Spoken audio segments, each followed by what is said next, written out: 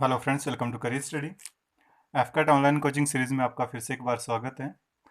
आज का हमारा टॉपिक है रेशियो एंड प्रोपोर्शन। तो यहाँ पर हम सबसे पहले यहाँ पर स्टैंडर्ड मेथड डिस्कस करेंगे कि रेशियो का मतलब क्या होता है, रेशियो हमने कैसे फाइंड करनी होती है, और उसके बाद हम ट्रिक के थ्रू करेंगे कि ट्रिक के थ्रू आपने किस तरह से जल्दी से फाइंड करनी होती है रेशियो एंड प्रोपोर्शन। तो फॉर एग्जांपल, अब ये मैं यहाँ पर नहीं डिस्कस कर रहा हूँ कि आपके पास कोई दिया हुआ है कि 12 एंड 15 की रेशियो फाइंड कीजिए, वो बिल्कुल सिंपल सी चीज़ है।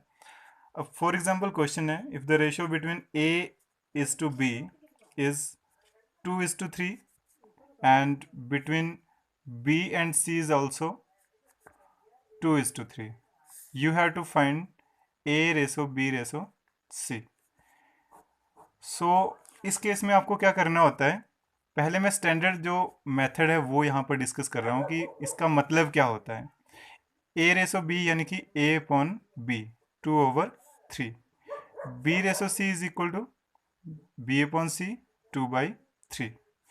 यहाँ पर अगर हम देखें, ए भी वन टाइम है, सी भी वन टाइम है, तो ए और सी से हमें कोई प्रॉब्लम नहीं है। बी यहाँ पर भी है, यहाँ पर भी है, तो ये भी बी है, ये वाला भी बी है, तो इसकी वैल्यूज़ भी सेम होनी चाहिए।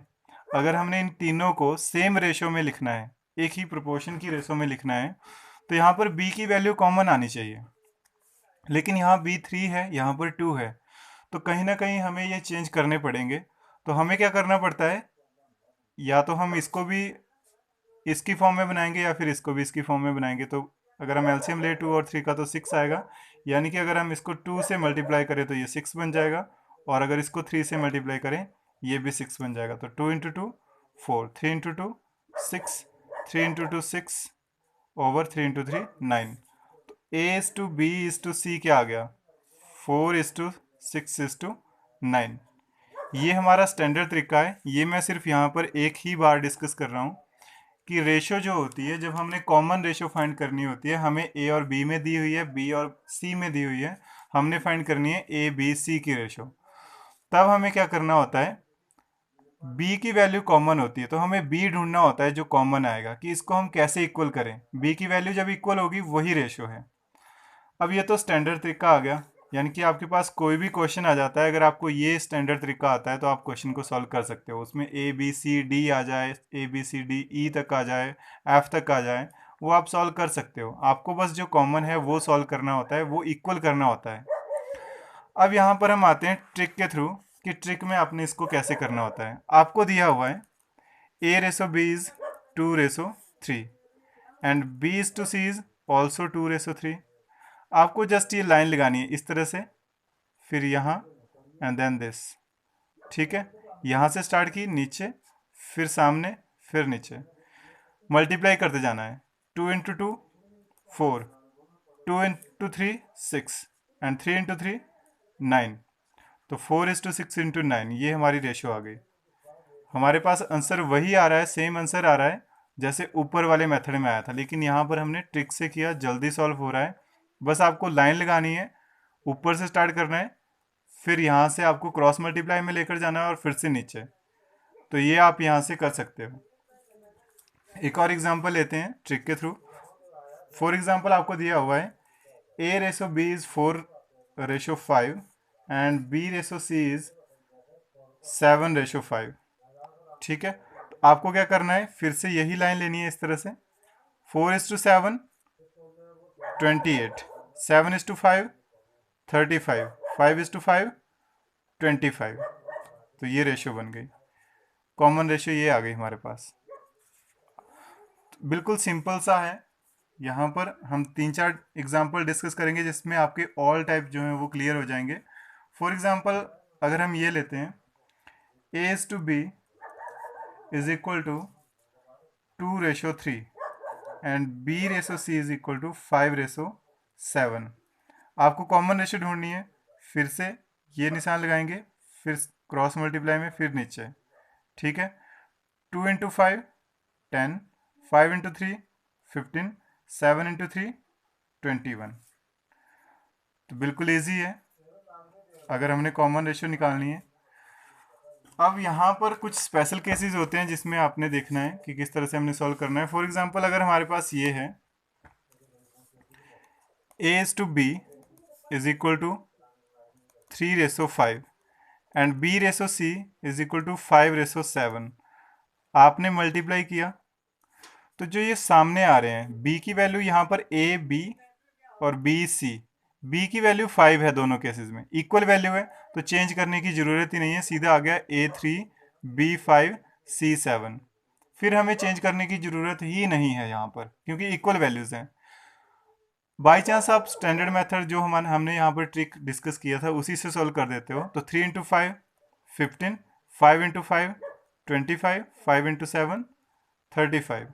तो ये तीनों जो हैं 5 से डिवाइड हो जाएंगे, 5 3 ज़ा 15, 5 5 ज़ा 25, 5 7 ज़ा 35। तो रेशो फिर से कट करके वही आएगी, लेकिन आप सीधा सीधा यहाँ पर याद रख सकते हो कि अगर ये आमने सामने की वैल्यूज़ जो b की वैल्यूज़ हैं वो इक्वल हैं तो हमें ये निकालने की ज़रूरत ही नहीं है, सीधा हम यहाँ पर ये करेंगे।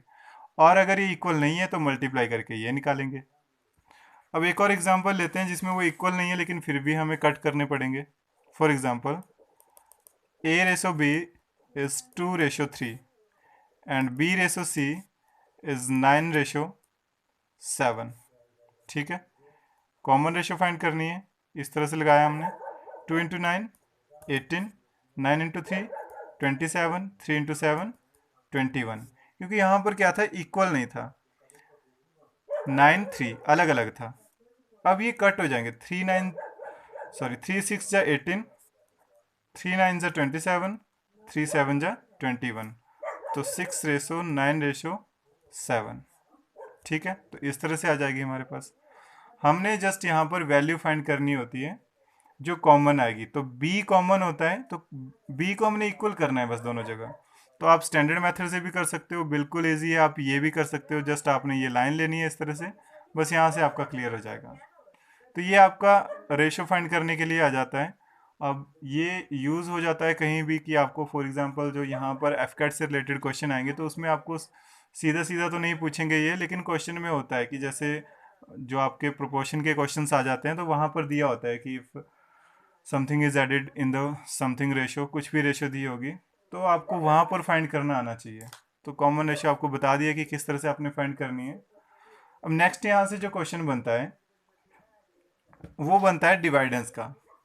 अगर आपको डिवाइड करना है, दो तरह के क्वेश्चन बन रहे हैं यहाँ से जो बनते हैं, तो हम दोनों तरह के क्वेश्चंस डिस्कस कर लेंगे।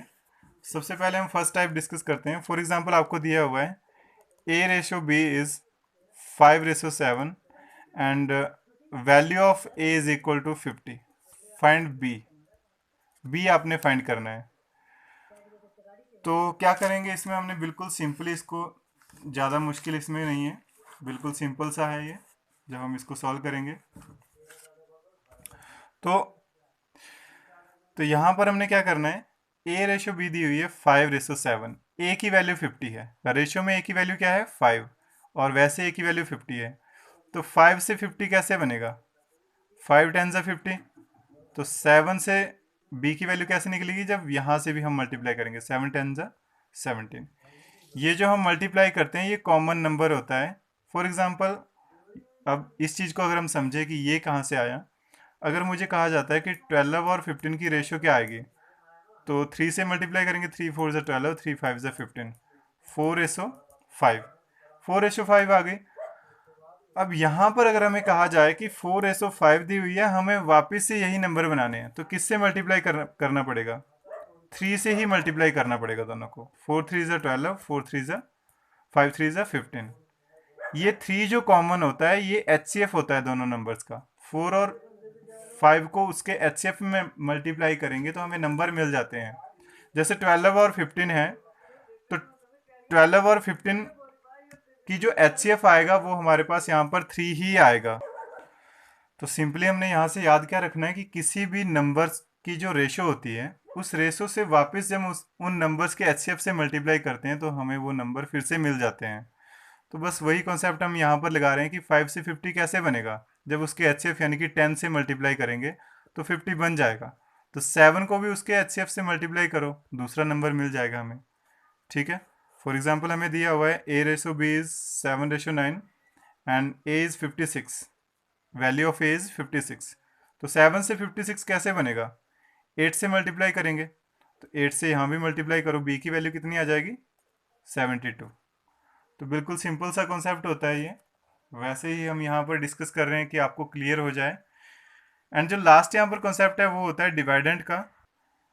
डिवाइडेंट के केस में क्या होता है कि हमें फॉर एग्जांपल आ जाता है कि if a ratio b ratio c is 2:3:5 and money of some amount is has to be divided into a b c, so find the share of a और b और c, किसी का भी share हमें find करना होता है। तो यहाँ पर फॉर एग्जांपल हमारे पास क्वेश्चन है कि a b c में कोई मनी हमने डिवाइड करनी है 10,000 रुपीज़ को हमने डिवाइड करना है ए बी सी में 2:3:5 में, और हमने बताना है कि उसमें बी का शेयर कितना आएगा, बी का शेयर बताना है हमने।